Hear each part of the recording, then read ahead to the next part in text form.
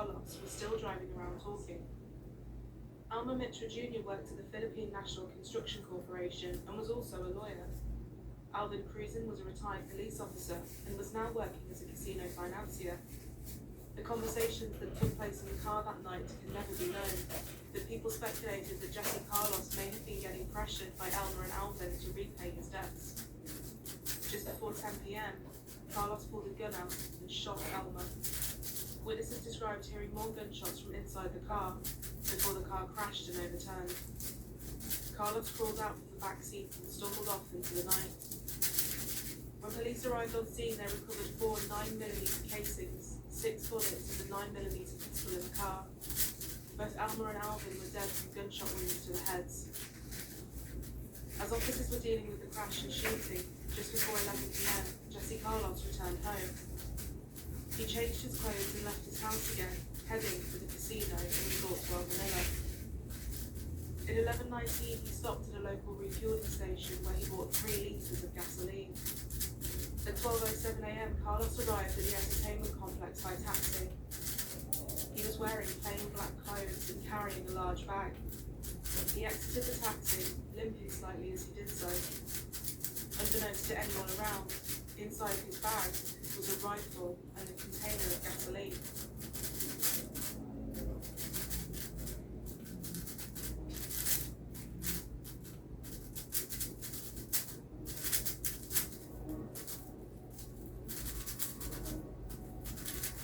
He got in an elevator with 2 women and headed to the parking areas, getting out on the 2nd floor. As he left the elevator, he put on a mask and an ammunition vest. He promptly walked into the casino, avoiding the metal detectors and the security guard, took out his rifle and started shooting.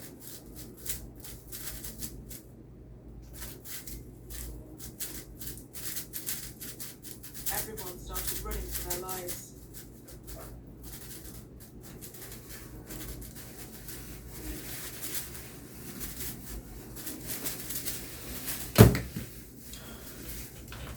Security did their best to contain the situation and started trying to evacuate more than 12,000 people from the complex, but the fear and panic proved too much.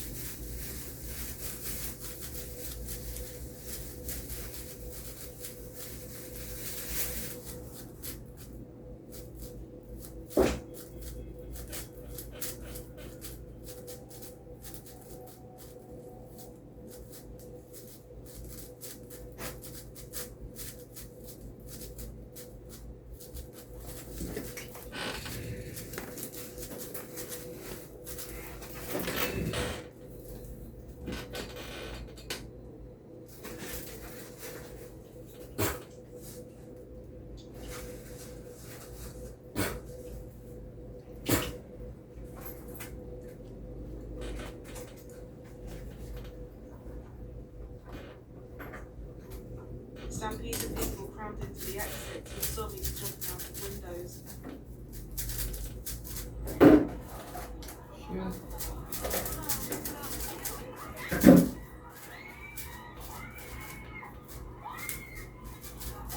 Many people crowded into various cupboards and rooms around the casino, barricading themselves in.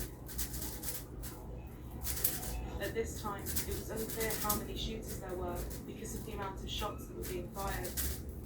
Some guests recalled hearing the word terrorists being shouted throughout the building, causing even more panic and uncertainty. In one of the rooms, Carlos took out the gasoline, poured it over one of the gambling tables, and set it alight. Before throwing his bag containing the ammunition into the flames.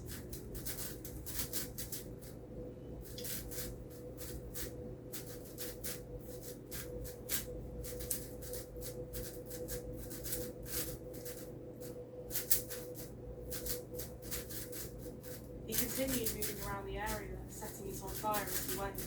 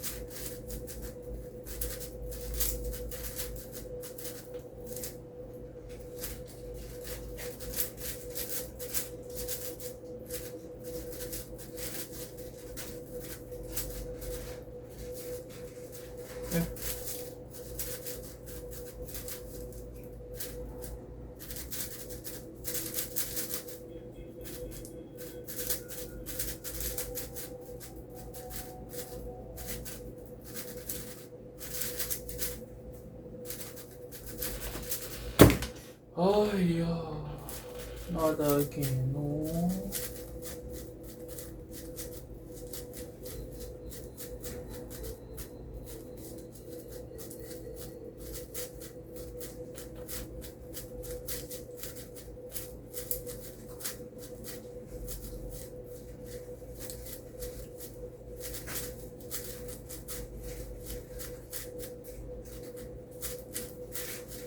Carlos then entered one of the rooms containing safes. He shot at the locks on the door before gaining entry to the room with the casino chips in.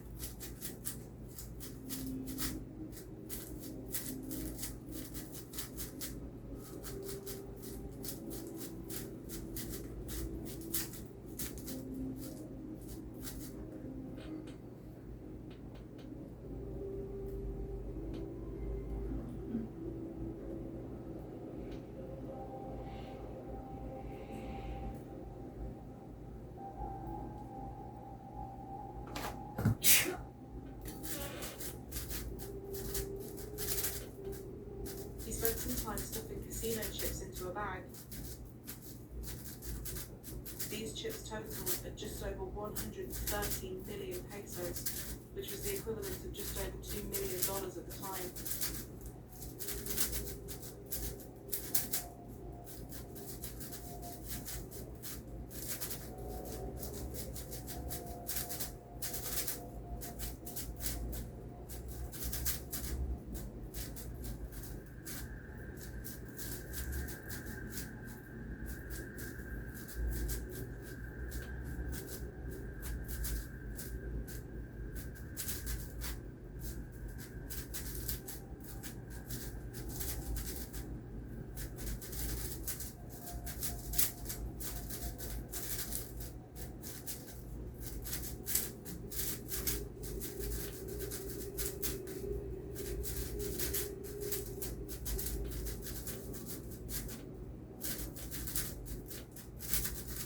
At 1:30 a.m, the building security and armed police were inside the resort looking for the shooter or shooters, as it remains unclear how many perpetrators there were.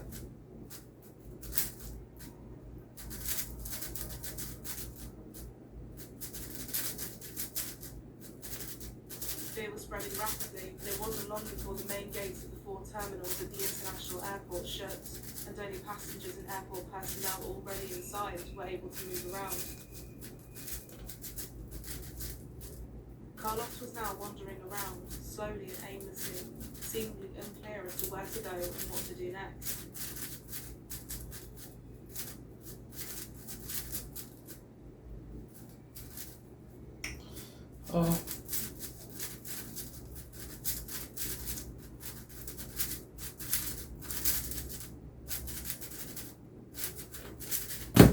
Suddenly, a security personnel looked behind the door and saw Carlos.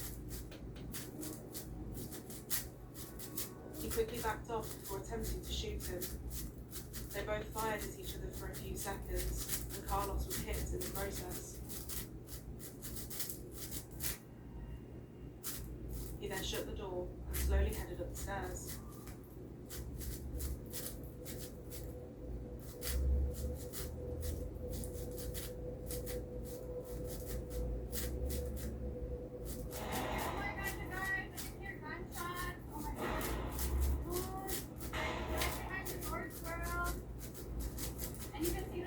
And there's gunshots and people are shooting at each other. He entered the Maxim Hotel in the resort, shooting as he went. At 1:46 a.m, he shot into room number 510.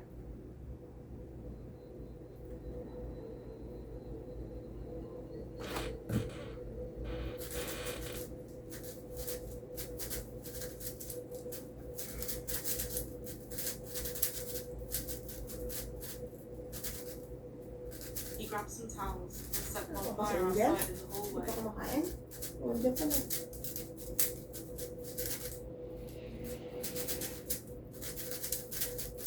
Before entering the room himself. Before long, police and security cautiously entered the hallway before approaching room 510.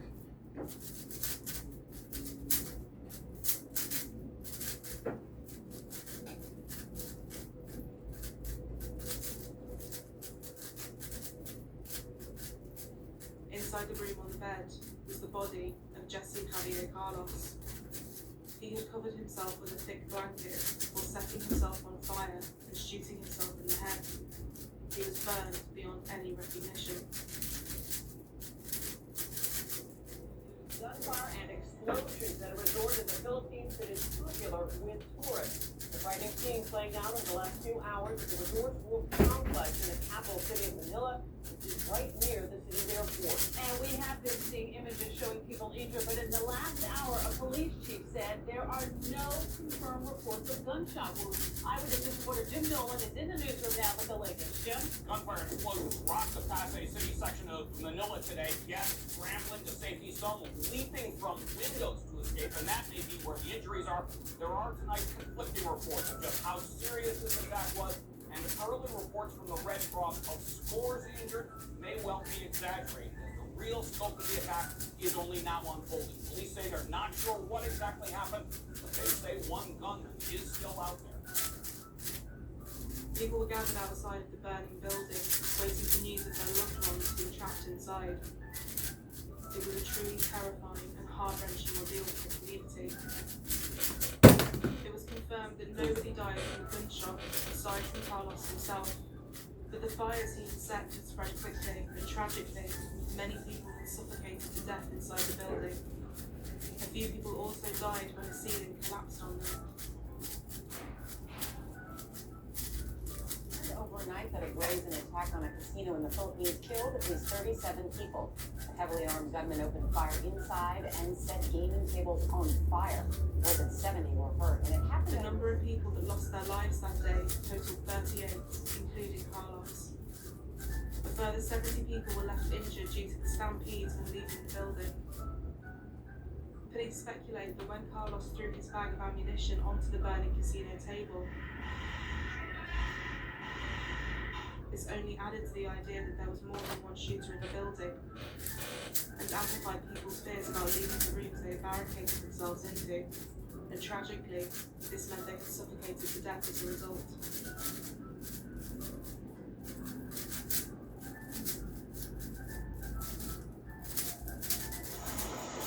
Tonight, ISIS is claiming responsibility. The jihadist group already active in the Philippines, clashing with the military in the south. All the initial suspicions pointed towards an act of terror, with affiliates of Daesh, known more commonly as ISIS, claiming responsibility for the attack. But representatives of the Philippine National Police consistently maintained that the motive was likely a robbery. The shooter was working alone, and it was not a terrorist attack. ISIS-affiliated groups in the south of the country for the past 2 weeks, but are not calling this attack an act of terror. There are no indications of terrorist activity. All indications point to a criminal act by an apparently emotionally disturbed individual. You cannot declare this as a terror-related act, terror-related incident, because he did not intentionally hurt anyone. There's no indication that he shot people who were caught in the explosion. Steve Cutler, chairman of the Overseas Security Advisory Council, also agreed the incident was a robbery and not an act of terrorism. However, the Speaker of the Philippine House of Representatives disagreed with the police and hinted at the possibility of it being a lone wolf terrorist attack.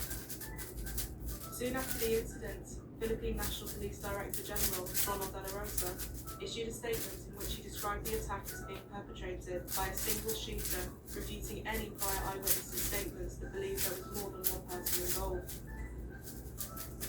Rumours and speculation were still running rife, and the shooter's identity was still unknown to the police and public. But an autopsy was carried out, as well as using samples of blood that had been left around the casino. And with this, Jesse Javier Carlos' identity was finally revealed.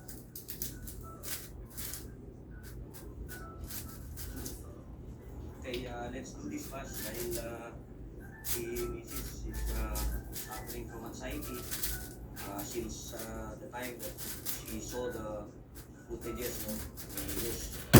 Oh, come on, man. Come on. First, let us observe a moment of silence to pray for those who passed away in the resort's world incident. Today, I messed up, bro. to identify the lone gunman of the tragic incident at the Resort World Manila. After backtracking Pero ano. We have finally established the identity of the perpetrator. At 5:30 a.m. this morning, members of his family arrived and sat down with our SITG investigators after thorough review of details, photos, CCTVs. The family confirmed the identity of the perpetrator to be Mr. Jesse Carlos Filipino, 43 years old, separated and a former employee of the Department of Finance. And this one also shows Jesse in one casino, no? Dito sa Metro Manila. So he's been frequenting one casino dito sa Metro Manila. Hindi lang natin sasabihin kung saan. So, Later that month, the senior inspector of the Manila Police District Homicide Division also confirmed that Carlos was the only person of interest in the shooting of Elmer Mitchell Jr. and Alvin Cruzen. This followed forensic testing that was done on the car. Clothing found around Carlos's house also matched the clothes he was seen wearing after the crash in various bits of CCTV footage. On the 7th of June, the House of Representatives Committee on Public Order and Safety and the Committee on Games and Amusement started an investigation into the tragic events. The management of Resorts World Manila admitted there was a lapse in security on that day, and the casino's CEO said upon reviewing the CCTV footage, they realised that some security personnel were not in their assigned areas when Carlos entered the casino. Philippine Amusement and Gaming Corporation, also known as PAGCOR, regulates casinos and issues the licenses and authority for casinos to operate. On June 9th, they suspended the operating licence of Resorts World Manila until it deemed that it had rectified its serious security lapses and deficiencies. Armin Gomez, the head of security for Resorts World Manila, saw his credentials severely scrutinised. It came to light that he only had a short stint in training, despite him previously stating he had 10 years of experience as a security practitioner. The House Majority Leader, Rodolfo Fariñas, said that the casino's personnel should have been adequately trained. At the time of the attack, Gomez was already on his way home. It came to light that management of the resort had given a heads up to boost their security a matter of days before the attack happened, but for some reason, this wasn't followed up on. Senators urged establishments, particularly tourism facilities, to tighten up on security, and in response to the attack, police also increased their presence in shopping centres in Metro Manila. The chief operating officer of Resorts World Manila said the company was going to give 1 million pesos to each of the families of those who died in the attack. A very difficult time for all of us here at Resorts World Manila. We consider our guests, our patrons, and our employees as our true family. The licence suspension that had been imposed by PAGCOR was lifted on June 29th, and Resorts World Manila resumed its gambling operations. The casino also hired a private security consultant to tighten up their security procedures. It's been reported that the gambling area on the second floor that was affected by the attack will be converted to be part of the shopping mall. Although robbery seemed like the only motive, the true reasoning behind Jesse Carlos's actions that night can never be fully known. Jesse's cousin has his own theory. He wonders if maybe, even though Jesse knew he couldn't cash the chips in, he took them anyway, so that he could feel, even if just for a moment, that he had won back what he once lost. The chaos and devastation caused early that morning was widespread and felt by everyone.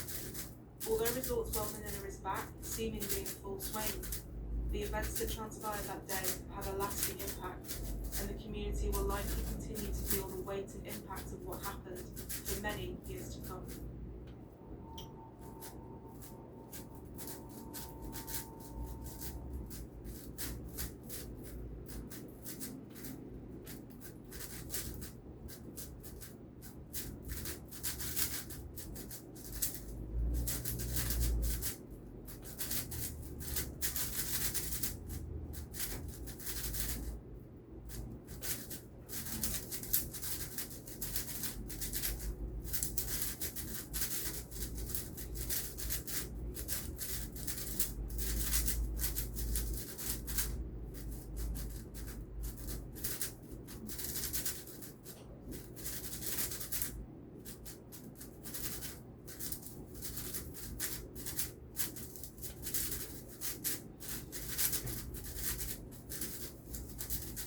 Shit, dog.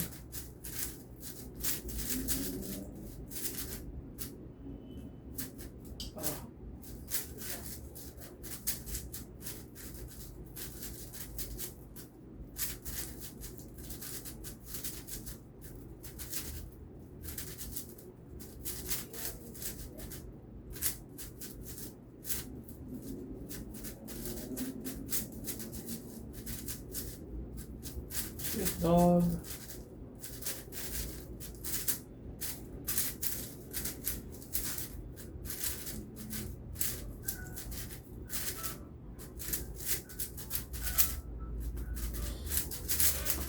This is driving me fucking insane, bro.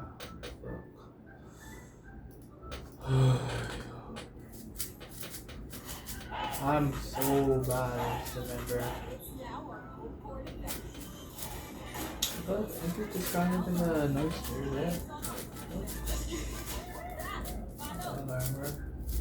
Before we get into our case today, a huge thank you to our sponsor Magellan TV for supporting our channel again this week. And you know this means we're back with another amazing documentary recommendation from their platform. Murder on the Internet is one we recently watched and we have to share it with you all. Documentaries like this really interest us, and we've covered many a case on our channel where we've looked at fake profiles, webs of lies, and the dangers that can be hiding behind a screen. Murder on the Internet looks at many different cases with this as the focus. With first-hand interviews, police calls, CCTV, and interrogation footage, there is a lot to digest, but it is a show to get stuck into. Magellan TV's true crime section is brilliant, but make no mistake, this isn't all they have on there. Whether you're into history, space, science, nature, Magellan TV have got you covered with tons to choose from, hours of content being uploaded every week, and curated playlists based on what you like. Click on the link in our description box, which takes you to try.magellantv.com/truecriminal, and you can get a 30-day free trial to check out and countless other documentaries after that. Thank you again to Magellan TV for supporting and sponsoring us today.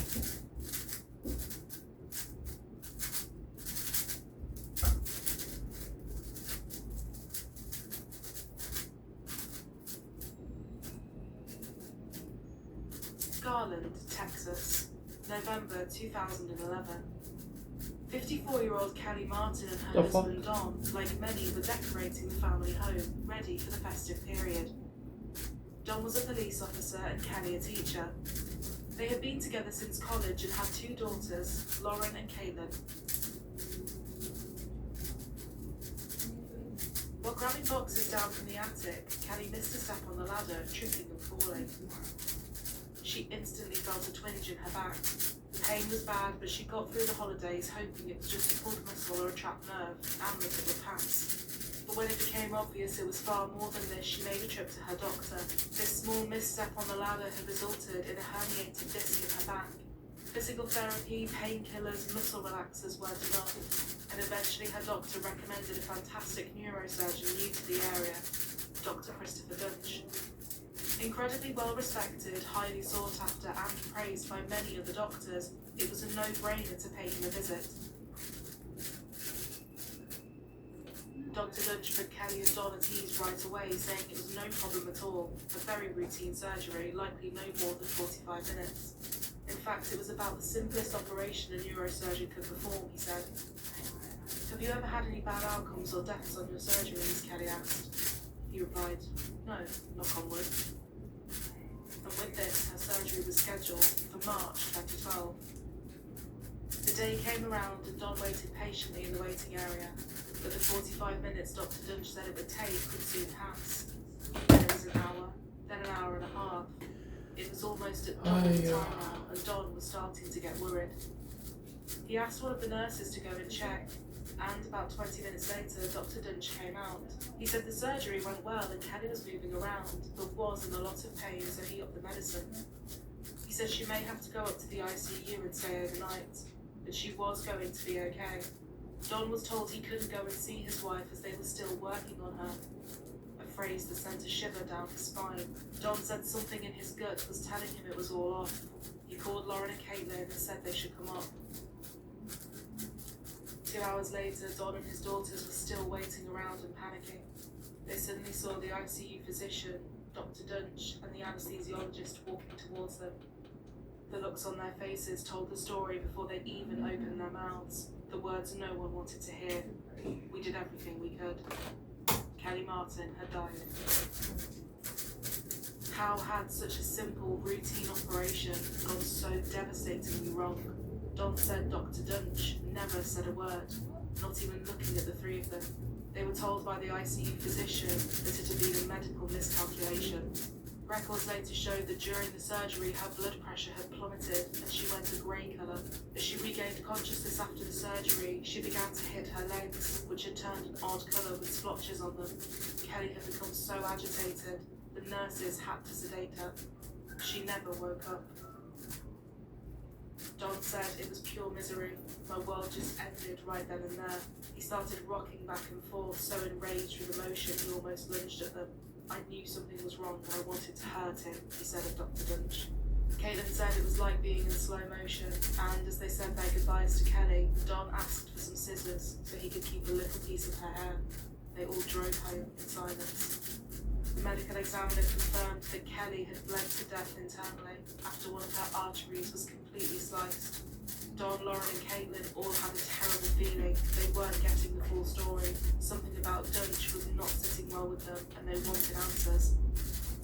But what had happened to Kelly Martin was sadly just the beginning, and soon a huge can of worms would start to open. But as always, sometimes you must go backwards slightly to move forwards.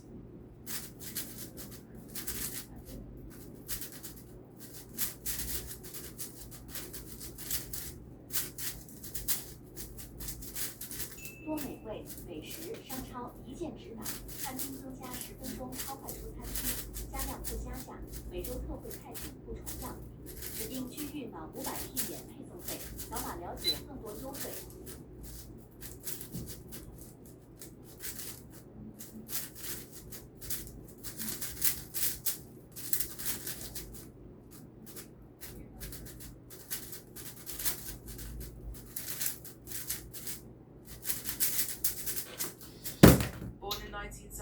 In Montana, Christopher Daniel Dunch had originally set his sights on playing football. One of his teammates remembered him as not being very good at following orders and struggling with the most basic of drills, but someone that came back every practice trying to get it right. He made multiple transfers and moved around so much that he was told this had taken away his eligibility to play professionally. He realised his football dream was over and suddenly made a drastic change. He abruptly switched to a career in medicine. In 1995, he received his undergraduate degree from the University of Memphis before getting his MD there too. He excelled in medical school to such a point that he was allowed to join the Alpha Omega Medical Honor Society and started working with Russian scientists on research programs, gaining $3 million in funding. He started his surgical residency at the University of Tennessee and was soon running 2 labs. He was described as a charming, smooth-talking and witty guy with a glowing 12-page resume. He had many people speaking highly of him and seeking him out.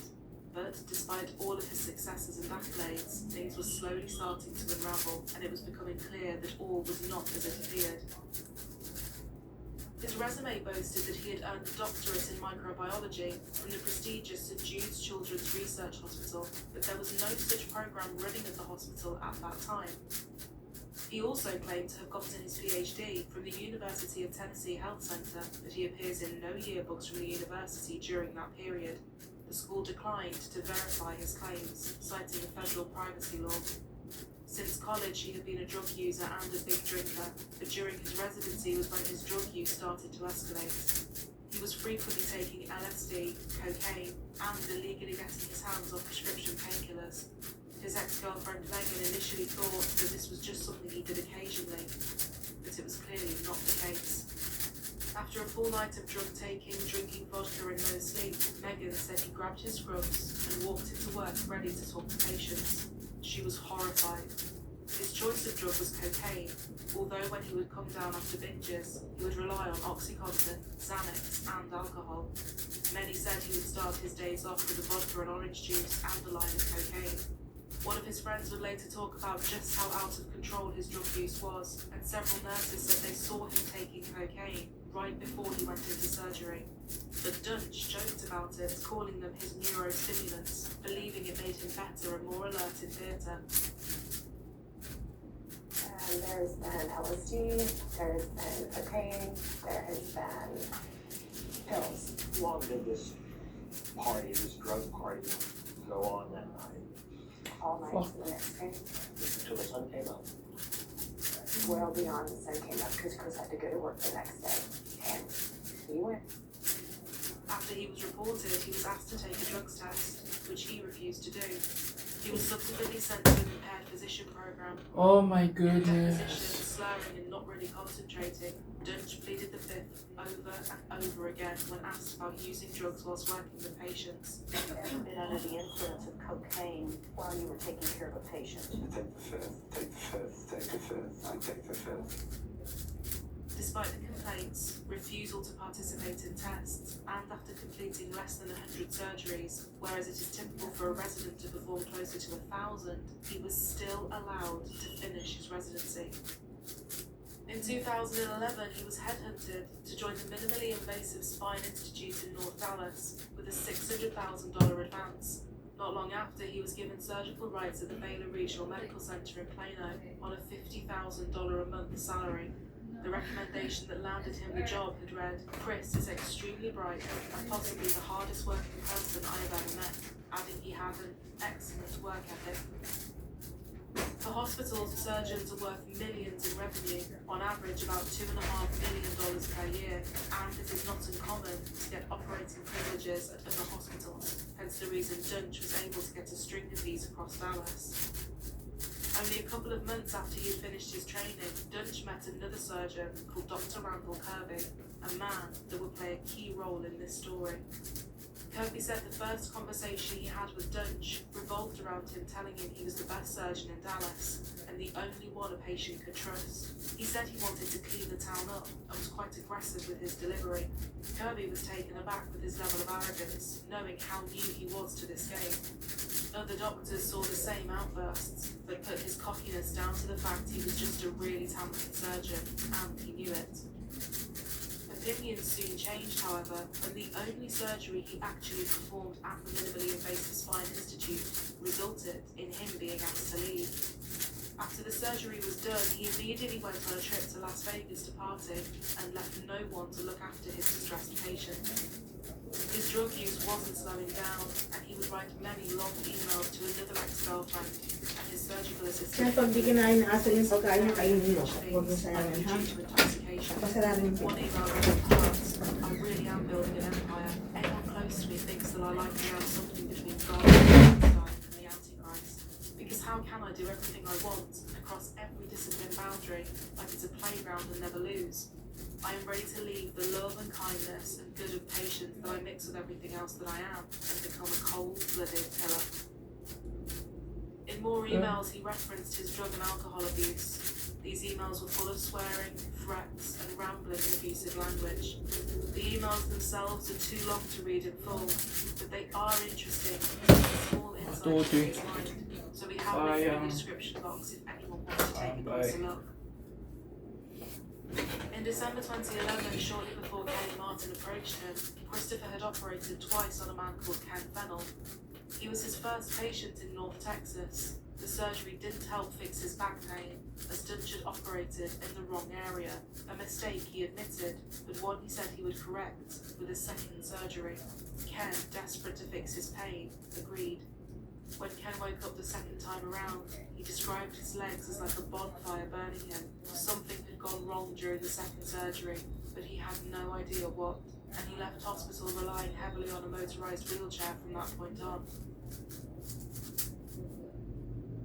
Dunch's next patient was Lee Passmore, and he was actually an investigator in the Collin County Medical Examiner's office. He had undergone back surgery once before, but his pain had come back. Without missing a beat, Lee's pain specialist recommended Dr. Dunch. The surgery was booked right away. A vascular surgeon called Mark Hoyle assisted with the operation. Dr. Hoyle watched in horror as Dunch began to cut out a ligament around the spinal cord that should never have been touched. Right away, Lee started bleeding so profusely, Hoyle said the operating room was like a lake of red. Dunch not only left some hardware in Lee's spine, he also stripped the screw so it could not be moved. Unable to watch anymore, Dr. Hoyle said he blocked the incision area to try and stop Dunch from carrying on. We need to talk about this, he said, locking eyes with Dunch. That's dangerous, even that attitude is dangerous. I've done 5,000 of these and I've never seen this done before. For the arrogant and careless surgeon, it was not enough to stop him. Hoyle said he left the operating room and vowed to never work with the surgeon ever again. Lee Passmore did survive the ordeal, but lives with chronic pain and has a lot of trouble walking and balancing. The next patient to have his life irreparably changed was Barry Mordeloff. Spending his life unloading trucks, his back was now in pain all the time. The only recommendation he got was Dr. Dunch, but Barry wasn't sure, nervous about getting surgery, and he spent hours poring over reviews about him and all his awards and accolades. Barry set up a meeting with the surgeon and clicked with him right away. He said he felt calm seeing how confident Dr. Dunch was. He said he was a very charming and disarming guy, a loving family man it seemed. Phenomenal, great guy, loved him, Barry said. In January 2012, Barry was wheeled into surgery. The vascular surgeon assisting Dunch was none other than Dr. Randall Kirby. Dr. Kirby said of the operation, in the spectrum of what a neurosurgeon does for a living, doing this procedure is probably the easiest thing that they do on a daily basis. Kirby watched as Dunch went right in without using proper tools, grabbing at things that he shouldn't have been, and haphazardly blundering around. Kirby argued with Dunch before changing tack and politely offering to take over the surgery, but Dunch insisted he knew what he was doing. Kirby left, but he was unable to shake his feeling that he had about Dunch, and had since the day he first met him. Barry woke up from the surgery in agony, a pain unlike anything he felt before. It would turn out that there were bone fragments that had been left in Barry's spinal canal. Another surgeon would later try and repair the damage, but Barry has to walk with a cane now, and his doctor said one day he will end up in a wheelchair. At one point, Barry was so depressed and sick that he contemplated taking his own life, believing it was the only way the mental and physical pain would end. Fortunately, his wife and children were able to pull him out of the dark place, and he began some intensive therapy. Dunch's childhood friend and now roommate, Jerry Summers, then approached him to perform a surgery on his back too. He had a herniated disc.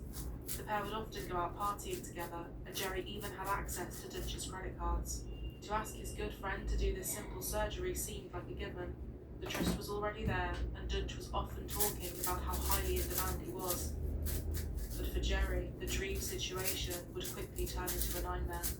In surgery, he damaged Jerry's vertebral artery, and the bleeding just wasn't stopping. 2 liters of blood was soon lost. Dunch packed the area with so much anticoagulant that it squeezed Jerry's spine. When Jerry woke up, he said he couldn't feel anything. He had no sensation in either of his arms or legs and was now completely paralysed and would later require 24/7 round-the-clock care. Lying in the ICU, knowing that he was never going to recover, he turned to his girlfriend and said, "Kill me, I want to die." Dunch never once came to see his friend, see how he was, or even explain what had happened. In a depressed rage, Jerry told the nurses that Dunch had been taking cocaine the night before he performed the surgery. He later admitted he had just made this up. But knowing his friend and his drug usage, he felt it was a fairly educated assumption. His claim was taken seriously and Dunch was ordered to take a drugs test. The test would never happen, as Dunch claimed he got lost on his way there. He did pass a separate psychological evaluation, and just 3 weeks later, he was allowed to start operating again, but was instructed to stick to minor procedures. But after this, we come back to Kelly Martin's case. She would be his next patient. After Kelly died, officials ordered Dunch to take another drug test. This time, he took it. The first reading came back as showing it had been diluted with water, and the second, a few days later, was clean. Some while later, Lee, still struggling to work, was allowed to resign from his job at the Collin County Medical Examiner's office. But before he left, a fax came through that stopped him in his tracks. There were 2 names at the top of the first page, Kelly Martin and Dr. Christopher Dunch. He sat and read what happened to her, shocked at what he was seeing. The cogs started turning as he connected the dots between that and his own botched surgery. He went down a rabbit hole and found a few months that were not accounted for in Dunch's educational history. He said you don't get to walk away from 2 to 3 years of medical training in the middle of an internship or a residency. You get to take time off and be slotted directly in the position you left it, with no questions asked. Maybe that's how they do it in Tennessee, but according to my training, that's not how they do it here. Then it all just started to unravel. Administrators of the hospital put together a comprehensive review of all of Dunch's cases, and each time the same thing had happened. Patterns were showing, and other surgeons were talking. Now, someone was dead. This could not be ignored. After going through everything that had happened in that particular hospital alone, they determined he couldn't continue there. To the shock of the other surgeons and patients, the hospital did not fire him. Instead, they asked him to resign, remaining in good standing, with his last day being in April 2012. Through a letter, Baylor Plano said, all areas of concern with regard to Christopher D. Dunch have been closed. As of this date, there have been no summary or administrative restrictions or suspension of Dunch's medical staff membership or clinical privileges during the time he has practiced at Baylor Regional Medical Center at Plano. The places that had asked him to leave chose to avoid the legalities of a potential wrongful termination and bad press of firing such a highly respected doctor, and instead let him quietly resign and move on with no repercussions. And as he technically left of his own choice, this meant that at least 2 facilities did not have to report him to a database run by the US Department of Health and Human Services. This database is supposed to log information about problem practitioners, warning potential employers about their histories. They also failed to report him to the Texas Medical Board.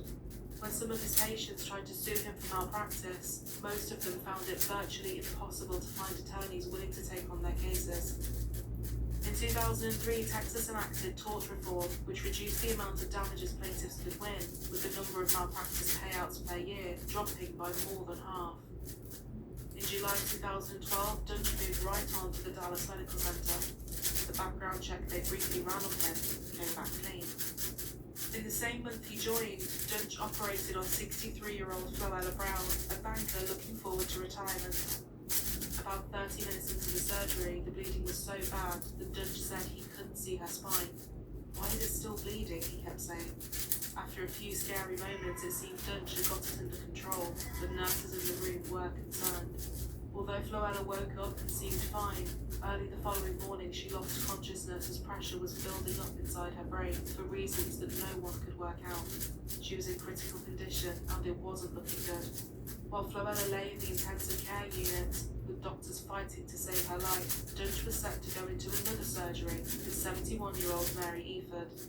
Mary was very active and loved working out, but back pain was stopping her from living her life. The surgery was very simple, easily mastered by most first-year residents. Before the surgery started, nurses spotted a hole in Dunch's scrubs right at the back, showing he wasn't wearing underwear.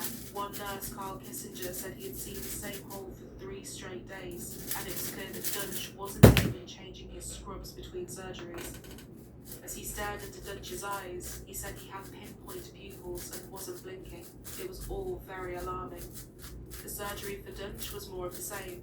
The operating room staff questioned why he seemed to be drilling into random areas of her back, carelessly and without paying any attention. Soon after the surgery on Mary started, Dunch turned to Kyle and said he wanted to perform a procedure on Floella called a craniotomy. This involves cutting a hole in the skull to relieve pressure on the brain. Kyle was shocked and said Dallas Medical Center did not perform these, as they didn't have the proper equipment to be able to. Other people in the room were agreeing with what Kyle was saying, trying to talk him out of it. Unfortunately, he backed down. Floella was moved to another hospital, but she never regained consciousness, and her family withdrew her life support a few days later. A neurosurgeon was hired to review her case and death, and would later conclude that Dunch had both pierced and blocked her vertebral artery with a misplaced screw. He also found that he had misdiagnosed the source of her pain in the first place and was operating in totally the wrong area. This had triggered a stroke, which had ultimately claimed her life. Mary Eford woke up from the surgery the same as the others before her, in total agony. She couldn't move her legs or feel her toes. Dr. Robert Henderson, another important person in this story, was called in to look at her case. He was an extremely talented Dallas spinal surgeon with 3 decades of experience.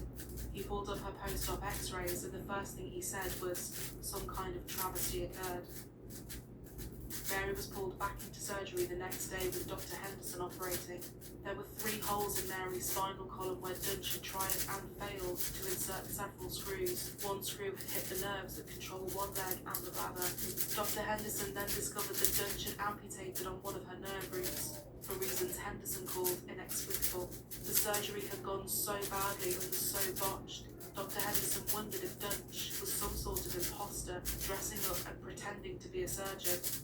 He could think of no other reason why this had gone so wrong. Mary Eford now relies on a wheelchair. She has never regained mobility in her legs. She said one of her biggest loves was sewing. She used to do it all the time, but as she can't pick up her foot, she can't do this anymore. Pain is really my life, she said.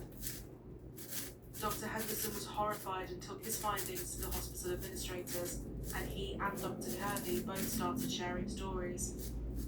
Dr. Kirby had operating privileges at over 60 hospitals across Texas, and wherever he went, someone at some point would come up to him with a story about Dr. Dunch.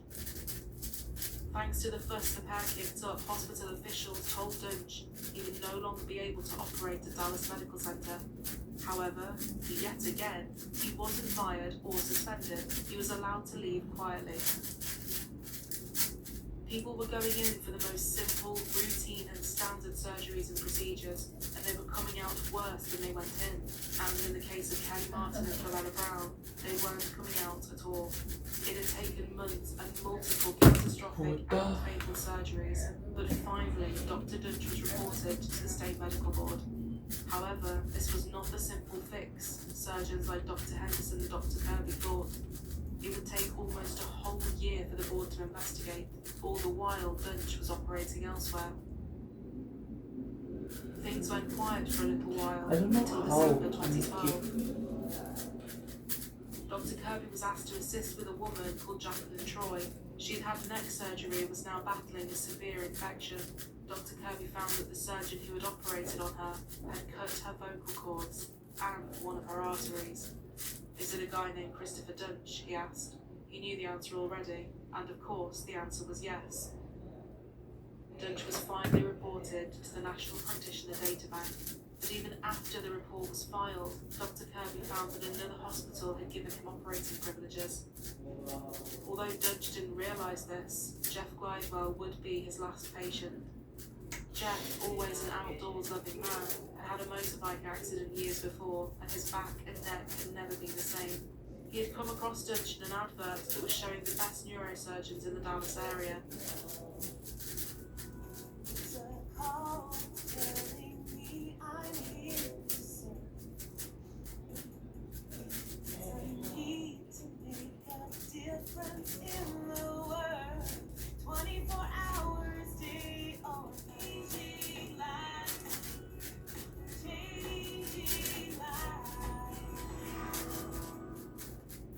And hi again, everyone. Jim Knox along with Candace Kruger, and welcome back to another edition of the Best Doc Network, which of course features some of the best doctors in the Dallas-Fort Worth area. Dr. Christopher Dunch calls himself the best neurosurgeon in all of Dallas. He specializes in relieving back and neck pain. They make a night for me to discuss surgical options.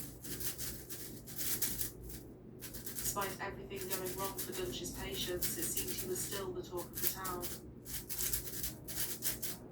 As a superstitious man, Jeff saw 3 black cats on the way into the hospital and said his gut told him to turn around. Reassured by his wife, they carried on for the surgery. Hours later, Dunch was nowhere to be found. 3 hours after the surgery was supposed to start, Dunch finally turned up in a cab, claiming he had a flat tire. His jeans were frayed, he was sweaty and dishevelled, and Jeff said he didn't look at all ready for the surgery. His bad feeling grew, but he kissed his wife goodbye and went into the operating room. At this point, unbeknownst to Jeff, the state medical board had been investigating Dunch for about 10 months. During the surgery, Dunch thought that part of Jeff's neck muscle was a tumour and stopped operating on him halfway through. He He cut into Jeff's vocal cords, punctured an artery, and cut a hole in his esophagus. Dunch used a sponge to stop the bleeding and stitched Jeff back up with the sponge still inside him. Dunch came out and told Jeff's wife Robin he had found a tumour confirmed by a quick biopsy, and therefore he couldn't possibly carry on. But there was no tumour, and there had been no biopsy. Robin went in to see Jeff in the recovery room. Oh, God.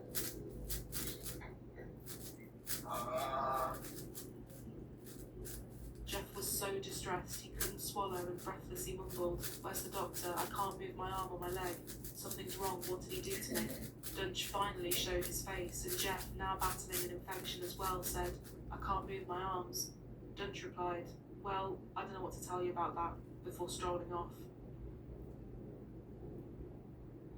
None other than Dr. Randall Kirby was called in to correct the damage, and at this point he was quite literally losing his mind.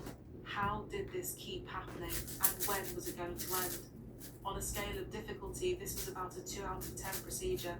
He said this was not an operation that was performed. This was attempted murder. It was like a crazed maniac procedure. Dr. Kirby went directly to the Texas Medical Board, and Robin went to the police. The officer she spoke to said they didn't have the resources to file criminal charges against a doctor. She went back to Dr. Kirby, asking if she could contact the medical board too, and a statement was drafted.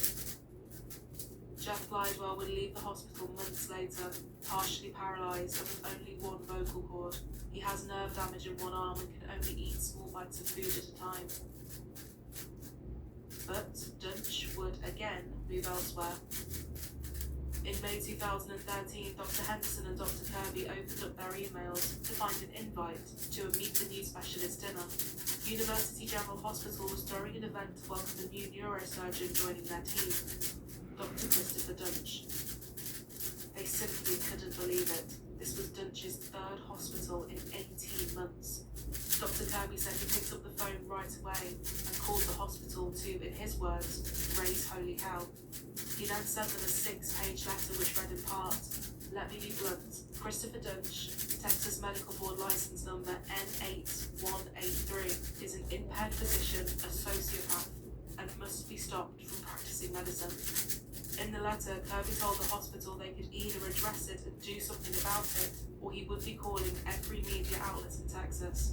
With so much talk in the medical community and between family members, the stories were travelling fast. An article was published about him online referring to him as Dr. Death and quoted Dr. Kirby in all of his findings. Dunch took to the comment section to threaten Dr. Kirby if he kept talking. But in this case, there was no such thing as bad publicity, because finally, in June 2013, Christopher Dunch was suspended and ordered to stop operating. Neurosurgeon has his license suspended after the medical board says his negligence resulted in at least 2 patient deaths. Patients tried to get their medical records to Dr. Christopher Dunch's office today, but they were turned away. Yeah, well, Clarice, those frustrated patients were told by somebody on Dr. Dunch's staff to show up here at his office between 4 and 5 o'clock this afternoon to pick up those medical records. Well, those patients showed up, but as you mentioned, they didn't walk away with anything. And so far, we know that 2 lawsuits have been filed, and at least 3 more are on the way. Carol McMillan, out of luck at Dr. Dunch's office at the Texas Neurological Institute in Plano. Dr. Dunch, seen here on Facebook, was scheduled to perform surgery on her tomorrow. On Wednesday, the Texas Medical Board issued a temporary suspension order of Dunch's license because of imminent peril to public health and cited impairment by drugs or alcohol. Mary Eford claims in her lawsuit she has permanent nerve damage because of Dr. Dunch's negligence. Despite being on the maximum amount of narcotics, that she prayed to God to take her every single day. She cried every single day. 54-year-old Kelly Martin, mother of 2 and wife of a Garland police officer, died from massive bleeding and is patient number 2 cited in the suspension order. Dunch has had surgical privileges at several North Texas hospitals, but most recently had them revoked at University General Hospital in Dallas. A temporary suspension really doesn't refer to any specific time frame. It's more of a move that is done fairly quickly by the board when they feel that there is some sort of imminent threat posed by a doctor. I was told that the doctor will have a chance at some point to defend himself before the board, but that would likely happen over a series of hearings. It could take several weeks or even longer. Clarice? Natalie Solis live tonight in Plano. Dunch was able to issue some sort of appeal through a lawyer and said he didn't have the time to use drugs or drink, even if he wanted to, because he was too busy. He said he was a hard worker, and he even threatened to sue Dr. Kirby for slander. He claimed he was at the centre of a vast conspiracy to bilk money from the hospitals where he practiced. When asked why it had taken so long for the suspension to happen, the head of the medical board said at the time, "It's not uncommon for there to be complications in neurosurgery. None of us rush to judgment, that's not fair, and in the long run, it can come back to being correct. To suspend a physician's license, there has to be a pattern of patient injury. So that was ultimately what happened, but it took until June of 2013 to get that established," he added. Can you explain then what happened during those surgeries, please, sir? I talked to a doctor who said that you were like a serial killer. Do you have a response? Yes, I'll deal with that in the context of liable later when I defend myself. Are you planning to try to practice medicine again? Yes. For Doctors Henderson and Kirby, it wasn't good enough. Dr. Henderson said the word suspended implied he might be allowed back at some point, and they couldn't let that happen. Dr. Kirby, Dr. Henderson, and another doctor contacted the district attorney and argued that Dunch was a criminal. They got a meeting, but nothing happened. In December 2013, almost 2 years since Kelly Martin had died, the medical board permanently revoked Dunch's license. Despite his huge salary, Dunch was now in dire straits financially. He had to file for bankruptcy, owing more than $1 million, and leave Texas, moving in with his parents in Colorado. He would come back and forth to see his 2 young sons, but it appeared the relationship with his girlfriend Wendy had fallen apart too. A month after moving, he was pulled over by police in the early morning hours. He was driving on the wrong side of the road with 2 flat tyres. As soon as they spoke to him, the smell of alcohol was strong, and empty bottles littered the car floor. Dunch was arrested for a DUI and ordered into rehab. In March 2014, police were called in again to a bank in Dallas after people saw a man with blood on his hands and face, banging on the doors and trying to get in. It was Dunch. He was wearing his scrubs and was incoherent, saying something about his family being in danger. He was swiftly taken to a psychiatric hospital.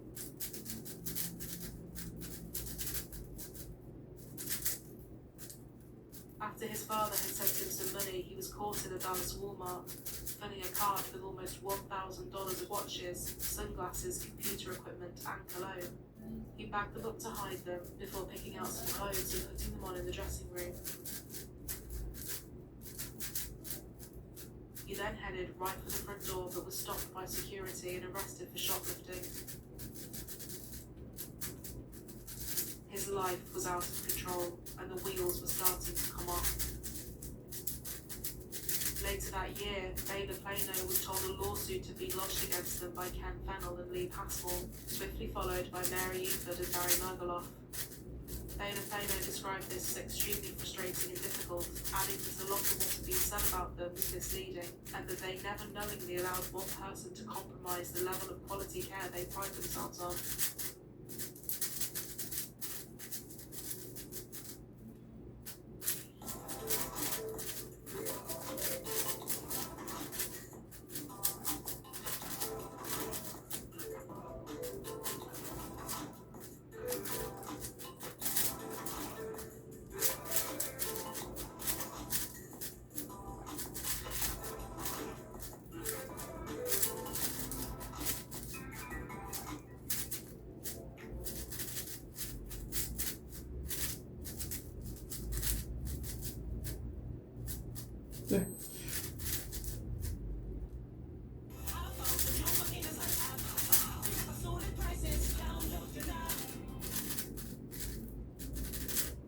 Jeff Glidewell, still fighting to accept his life was now what it was, and still wanting justice, made a call to a judge with everything he knew about Dunch. This would finally help bring the case back to the district attorney's attention and get the ball moving. We now need someone else vital in bringing this case to a conclusion. Michelle Shughart, the assistant district attorney. The case instantly piqued her interest, as in her 13 years with the Dallas DA's office, she had never prosecuted a doctor. In fact, from looking at other cases like this, it seemed that no one had ever prosecuted a surgeon for what they had done in the operating room. It would become a case of firsts, for many reasons. She began researching everything she could on Dunch, and it was staggering just how much was out there about him. Can you explain then what happened during that surgery? She issued 800 subpoenas and spoke to over 100 people in person. In July 2015, 46-year-old Christopher Dunch was arrested on 5 aggravated assault charges, 1 count of injury to an elderly person, Mary Eford. He was also accused of maiming 3 patients and causing the deaths of at least 2.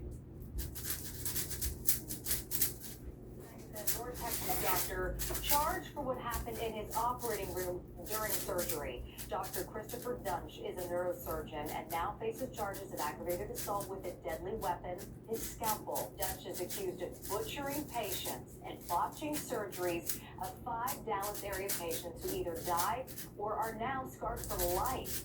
News 8 Brett Schiff was among the first to expose these allegations, and you're joining us with the latest. That's right, Shelley. We first revealed the allegations against Dr. Dunch in 2013.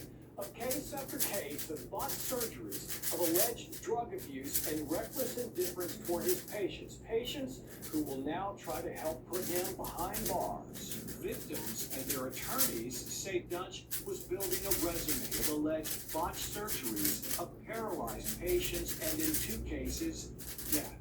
While Dunch was operating on Lee Passmore of Frisco, an assisting surgeon had to intervene. Jim Gerards is Passmore's attorney. Dr. Dunch had to be physically restrained by the surgeon that was operating with him because that second surgeon recognized that Dunch was doing things that were not explainable, that were extremely dangerous. Other patients have similar stories. Dunch's former roommate, Jerry Summers, will never walk again. Hospital staff knew that Dr. Dunch had a gallon jug of vodka under his desk, that a baggie of white powder had been found in his bathroom. Dunch remains behind bars tonight on $600,000 bond. He was taken into custody and denied all the allegations.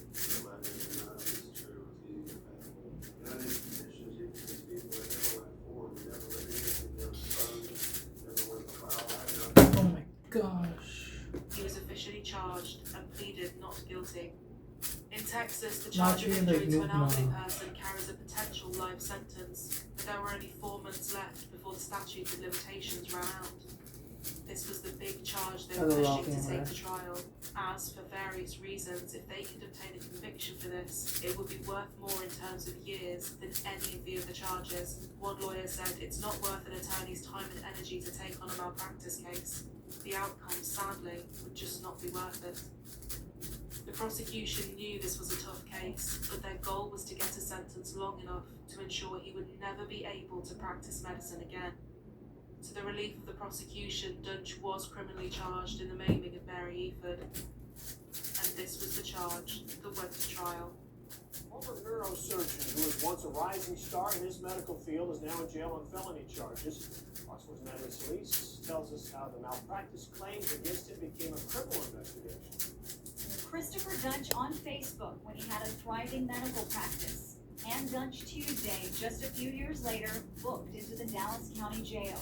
James Gerards represents one of Dunch's former patients who sued the former neurosurgeon in civil court after a botched surgery. It is so rare for a district attorney to prosecute a physician. Dallas police picked him up Tuesday afternoon on the assault charges near a Richardson motel. Typically, when a physician is targeted for criminal prosecution, the industry rallies around that physician. For that reason, it's a real gut check for a district attorney to indict a physician for something that he was doing professionally. But Dunch stands out. This one is so egregious that the information just couldn't be controlled. Well, since 2013, Dunch has been back and forth between Dallas and Colorado, where he was put on probation for DWI. But it appears Dunch does not have legal representation so far for these latest charges. Now, we did put in a request to do a jailhouse interview to get his side of the story. We have not gotten a response. We're hearing this trial could last several weeks and actually presents a lot of interesting legal questions. Can a botched surgery rise to the level, be more than just malpractice? Can it rise to the level of a criminal act? And that's something this jury will have to answer. Dunch opted not to testify in his own defence. Despite the fact they were only focused on Mary's case, they still had a huge amount of people that were willing to testify against him to prove his negligence in the years before he even met Mary. Doctors Randall and Henderson took to the stand, as did Jerry via a video link from his home. Mary herself also testified. Oh, don't want this.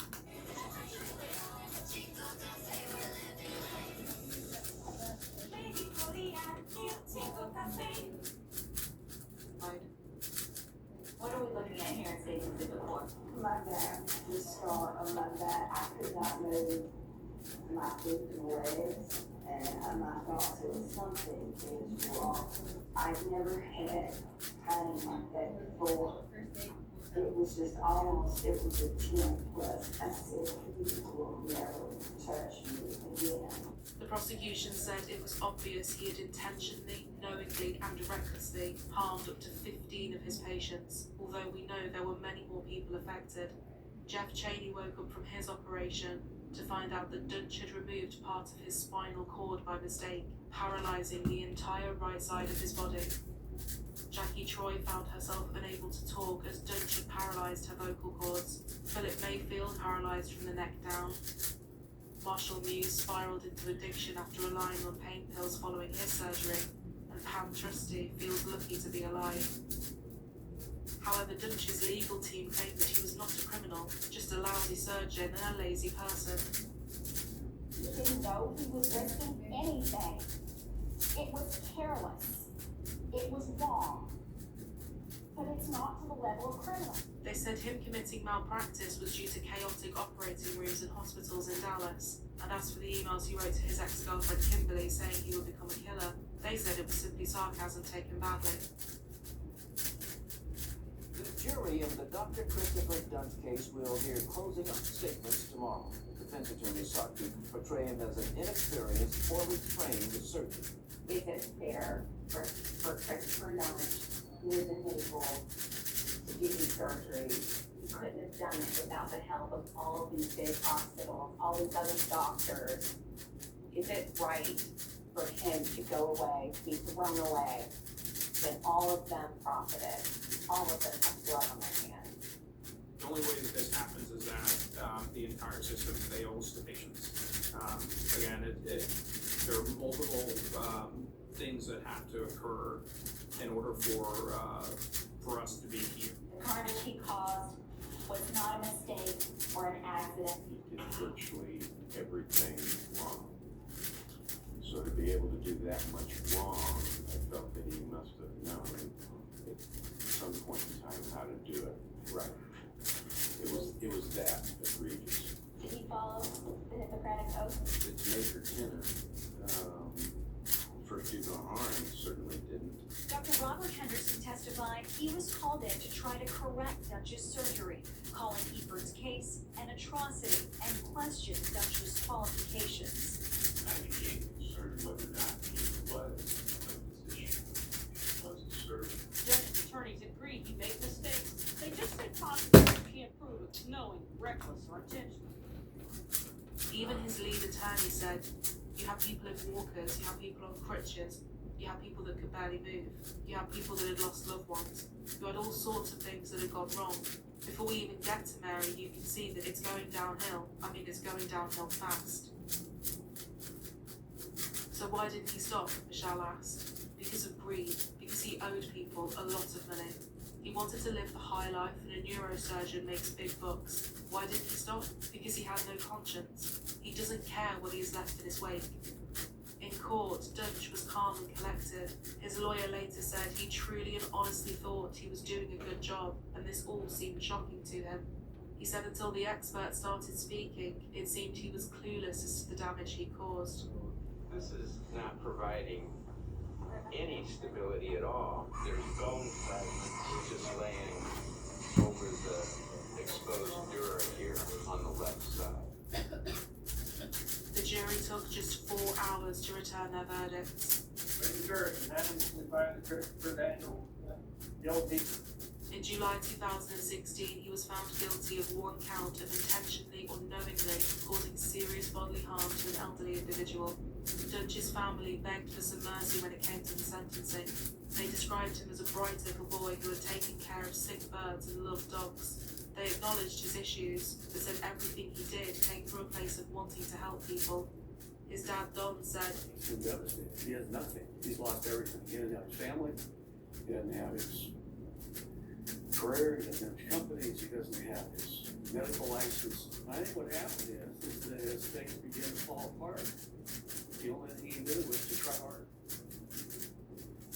Jury having found the defendant, Christopher Daniel Dunch, guilty of injuring the elderly individual as charged in the indictment, unanimously assesses punishment, confinement, and institutional division of the Texas Department of Criminal Justice for life.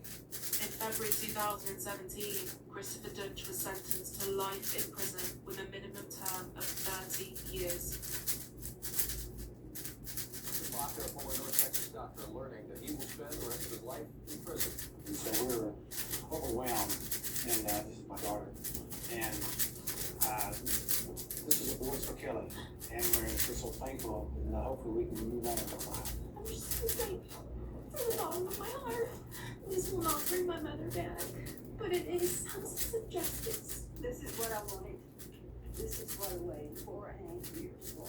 He believed that everyone else was just humans, and this was his playground, and he could build anything, sell anything, ruin anything, and he would not suffer the consequences. We are so elated about the life sentence that has been handed down in this case today. There have been other filings from other patients against Dunch, but we hear from the district attorney's office tonight that they do not plan to seek any criminal charges from those cases at this point. As for Dunch and his legal team, they did make it clear today that they plan to appeal.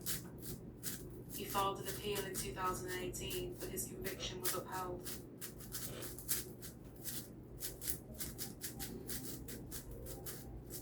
You don't deserve to settle, so play a game that won't either. We've introduced major changes to agents, weapons, and maps, and this is just the beginning. For the past 5 years, we've made a promise to defy the limits, and we plan to keep it by bringing you new content, adjusting what's not working, or even reinventing things altogether. Most importantly, this is a competitive tactical shooter, where abilities are there to help your gunplay shine, not to hog the spotlight. We've made up some changes to cut down on overall utility impact. Because when the odds are stacked against you, it should be your crispy aim and positioning that gives you a stronger fighting chance, or even the edge. And for maps, that's your playground. It means they should be as much fun as possible. We've made some adjustments based on real behavior to make it easier for you to use these spaces how you want to. The Valor team is dedicated to growing better right alongside you. If that sounds good to you, then come play.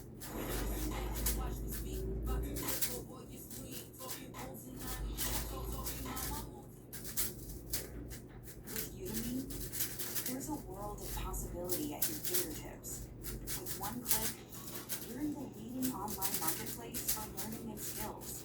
Want to become an AI expert? This is learning from real-world experts around the globe. Want to awaken your artistic side? This is learning your way. Want to switch professions? Help your team reskill? This is Udemy, the power of possibilities.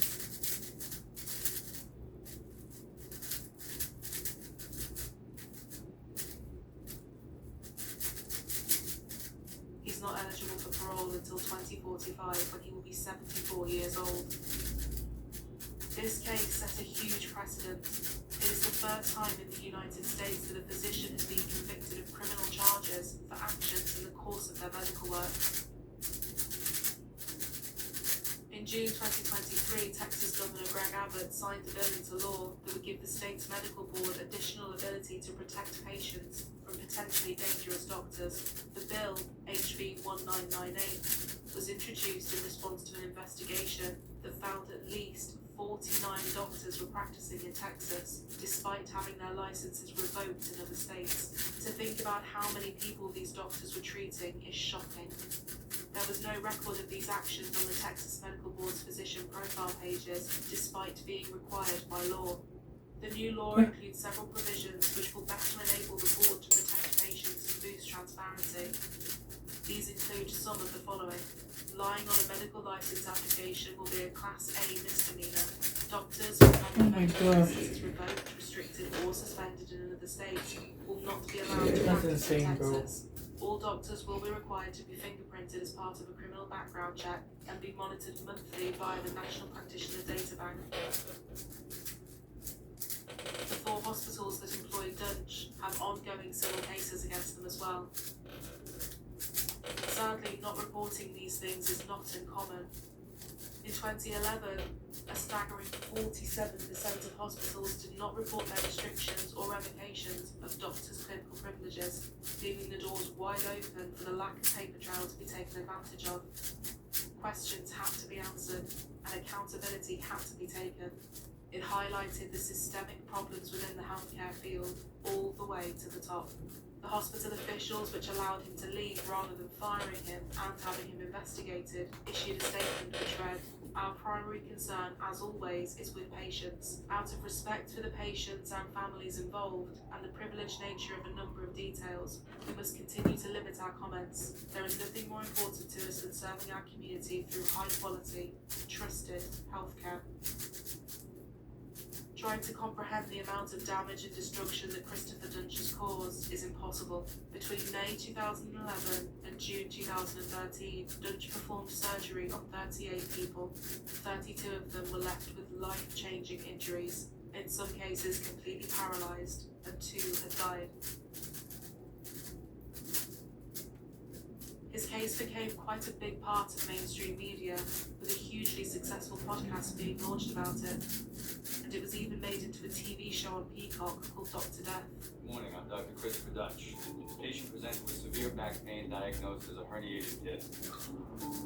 It is important we are in and out with as little fanfare as possible. It was an all-star cast, with Joshua Jackson playing Dunch and Christian Slater playing Dr. Randall Kirby. And this brings us to the amazing doctors that helped put an end to his career.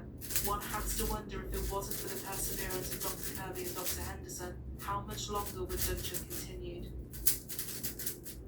Tragically, a 3rd victim's life would be claimed when, in 2021, Jerry Summers, Dunch's patient and once dear friend, died from an infection connected to his botched surgery.